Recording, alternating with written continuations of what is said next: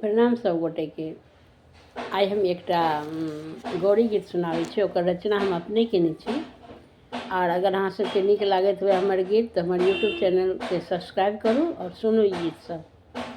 फूल के हार मालिन गुथी गुथी रखी है से, गिरिजा पूजन हम जेबै गे मलिनिया। फूल के हार गुथी गुथी रखी है से, गिरिजा पूजन हम जेबै गे मलिनिया।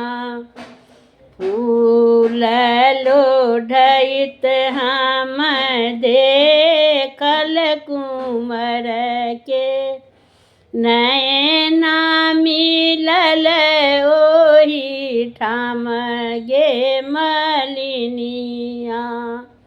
फूल लोढ़ैत हम देखल कुँवर के, नैना मिलल ओही ठाम गे मलिनिया। गिरिजा मनाएब हम बर जे मांगब, मांगब रामचंद्र बर गे मलिनिया।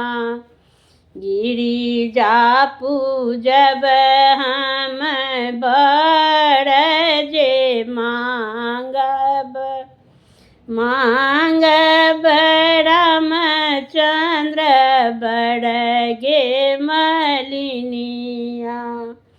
फूल के हार मालिन गुथी गुथी रखी है से, गिरिजा पूजन हम जेबै गे मलिनिया। फूल बेल पात हम डाली सजाएब,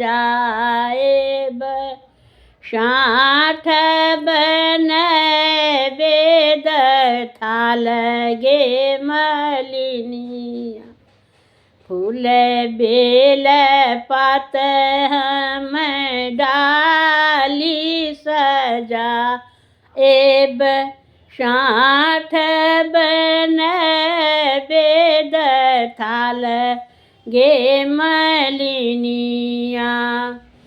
सिंदूर सपड़ी लाए गौरिया राधब, मांगब दृग अही बात गे मलिनिया। सिंदूर सपड़ी लाए गौरिया राधब, मांगब दृग अही बात गे मलिनिया। फूल के हार गुथी गुथी रखी है से, गौरी पूजन हम जेबै गे मलिनिया। अहोता में रामचंद्र तोड़ता धनुषिया से, चहुदिस मचे जय जयकार गे मलिनिया। अहोता में रामचंद्र तोड़ता धनुषिया से, चहुदिस मचे जय जयकार गे मलिनिया।